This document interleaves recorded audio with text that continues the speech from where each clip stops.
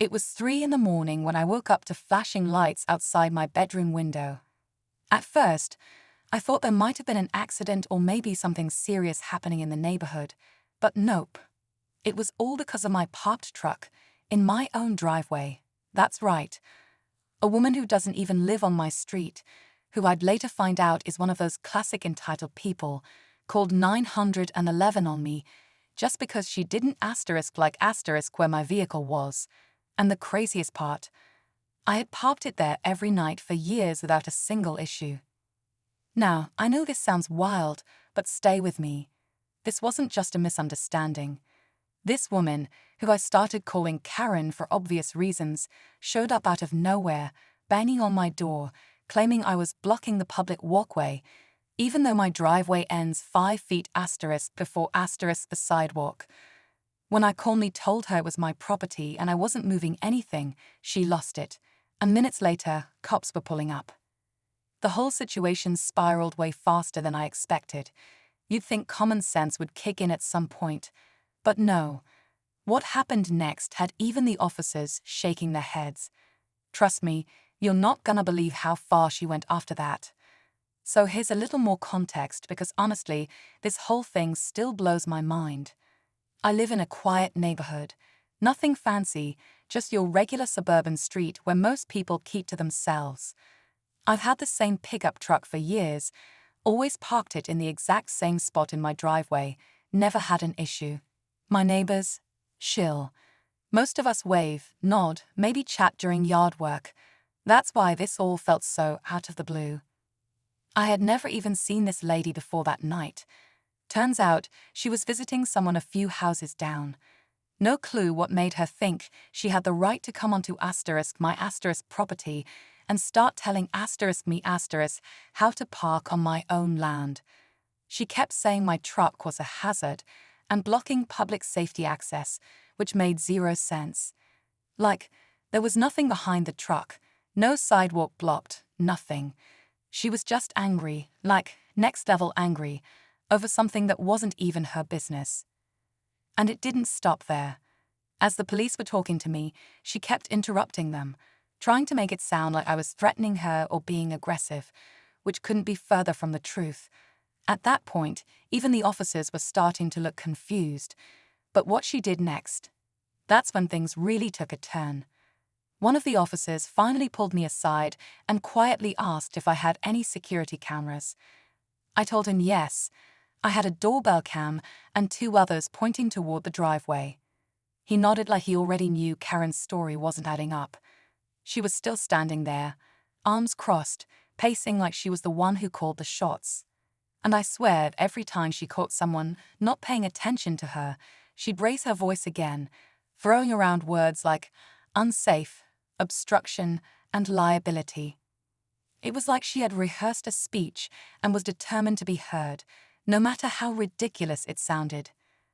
Meanwhile, a few neighbors started peeking through their windows and porch lights started flicking on. One neighbor even came out in pajamas, rubbing his eyes, and asked if everything was okay. Karen immediately turned on him too, accusing him of enabling dangerous behavior. He just stood there, blinking, like what is happening right now ? That's when things started to get really twisted. One of the officers ran my plates and came back clean, obviously. But then Karen started claiming she had seen my truck circling the neighborhood at night, and that it made her feel unsafe. I couldn't believe it. Now she was trying to paint me as some kind of stalker.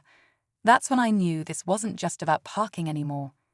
As the situation dragged on, the tension in the air was almost suffocating. The officers were clearly getting frustrated, but Karen wasn't backing down. She was digging in her heels, now accusing me of spying on the neighborhood and stalking people, because I'd driven by her house once or twice. At this point, I was shaking my head, trying to stay calm, but inside, I was boiling. It was surreal, like something out of a bad movie. Then, just when I thought it couldn't get any weirder, Karen dropped a bombshell. She said she had been watching my truck for days, claiming it was part of some pattern she had noticed, something about how it always showed up at night when most people were asleep. I had no idea where she was going with this, but suddenly it felt like I was trapped in her version of reality. The officers exchanged a glance, clearly unsure of what to do next. But before they could speak, Karen suddenly made a move. She pulled out her phone and dialed 911 again. This time, she wasn't just asking for a welfare check or reporting a safety concern. No, she was accusing me of suspicious behavior and harassing her. And with every word she spoke into that phone, I could feel the walls closing in. I wasn't sure how much more of this I could take. Was this really happening? Was she really going to get me arrested over something so stupid? And worse, was this just the beginning of something even crazier? The officers seemed torn between keeping the peace and wondering if there was any truth to what she was saying. But then, Karen made her biggest move yet, something that sent a chill through me. Just as the 911 operator picked up on the other end of Karen's call, I noticed something strange. One of the officers was standing near the driveway, looking down at the ground. He crouched and motioned for his partner to come over. I couldn't hear what they were saying, but I could see the way their faces changed. It wasn't the kind of look you give when you're dealing with a cranky neighbor. No, this was different, more serious. My heart skipped a beat, and a chill ran down my spine. Karen's ranting was growing louder, but it was like the officers weren't even listening to her anymore. One of them came over to me, looking almost apologetic. "We need to talk to you privately," he said, pulling me aside. My stomach dropped, and I had no idea where this was going. Was she going to make some crazy claim about me? Maybe now that she had the officer's attention, she was going to spin this even further. The officer spoke in a low voice, almost as if he didn't want Karen to hear. "We just found something in your driveway," he said, his words slow and deliberate. "Something that doesn't belong." I looked at him, completely confused. "What do you mean?" I asked, trying to keep my voice steady. His eyes darted toward the ground near my truck, and for the first time, I noticed something I hadn't seen before, a small dark object lying just out of sight beneath the truck's wheel. It was too far for me to make out clearly, but my stomach twisted. What could it be? Was it something Karen planted? Or had I missed something in the chaos of the night? Before I could say anything, the officer turned to his partner and muttered, "Get the gloves." The sense of dread grew heavier by the second. Whatever it wasn't good. And I had no idea how deep this rabbit hole was going to go. The tension between us was palpable, and as they moved closer to investigate, I had a sinking feeling that this would only make things worse. The officers carefully crouched by the object under my truck, their faces growing more serious with every passing second. I stood there, my heart pounding in my chest, desperately trying to make sense of what was happening. I thought I might pass out, the weight of the situation crushing me. What could it possibly be? Had I unknowingly committed some kind of crime? Or was this just another wild accusation from Karen? Then, one of the officers stood up, holding a small black bag in his gloved hands. It looked like a sealed evidence bag, and I immediately felt the air get heavier. "We're going to need to look into this," the officer said, looking at me with an expression that was hard to read. "You might want to sit down for this." I could barely catch my breath as I tried to process what was going on.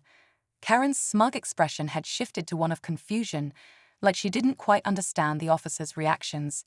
She was still blabbering on, her words barely making any sense. She had no idea what was really going on. But me? I was starting to piece it together. Then the officer suddenly turned to me, his voice low and firm. "We found a GPS tracker on your truck," he said. "It's been placed there intentionally." I froze, my blood running cold. The officers could see the panic in my face, but there was no mistaking it. The tracker wasn't mine. My mind raced as I tried to figure out who would do something like this. I had no enemies, no reason for anyone to spy on me, and then it hit me like a freight train. Karen. Before I could speak, Karen suddenly stopped in her tracks. Her face drained of color, and she took a step back, her hand trembling, as she realized the jig was up. The officer turned to her, narrowing his eyes. "Did you put this tracker on his truck?" he asked, his voice sharp. Her mouth opened, but nothing came out. For a moment, she just stood there, eyes darting around like she was trying to find a way out. And then it happened, the final twist. She tried to bolt. She turned on her heel and sprinted down the street, but the officers were already in pursuit. They caught up with her quickly, and just as she tried to break free, the officer grabbed her arm. "You're not going anywhere," he said. Turns out, Karen wasn't just some irate neighbor. She'd been stalking me for weeks, watching my every move, and trying to frame me for things I hadn't done. The tracker was just the beginning of her twisted plot. She had been planning something much worse, using the tracker to try to plant evidence to get me into serious trouble. As the officers handcuffed her and led her away, I couldn't help but feel a strange mixture of relief and disbelief. I had no idea how close I had come to losing everything over something as ridiculous as a parking spot. But at the same time, I couldn't shake the feeling that this wouldn't be the last time I'd be dealing with someone like Karen. And who knows? Maybe next time, things wouldn't go so smoothly. As Karen was escorted into the squad car, the whole neighborhood started to buzz. I could hear people talking from their windows and porches, trying to wrap their heads around what had just unfolded. It was like something out of a thriller, but I was just glad it was finally over. The officers took their time explaining everything to me, assuring me that I wasn't in any trouble. The GPS tracker had been placed there deliberately, and Karen had a history of similar bizarre behavior in other areas. It turned out that she'd been tracking several people in the neighborhood, including a few others who had no idea she was involved in their lives in such an invasive way. I was left standing in my driveway, still trying to process everything. The whole experience had been a roller coaster. One minute, I was just trying to get some sleep. The next, I was in the middle of a police investigation involving a woman I had never even spoken to. But as I looked around at my neighbors, I realized I wasn't alone in this. People were offering support, talking about how they'd never seen anything like this in their quiet suburban neighborhood. It felt good knowing the truth had come out, even if it had been a wild ride to get there.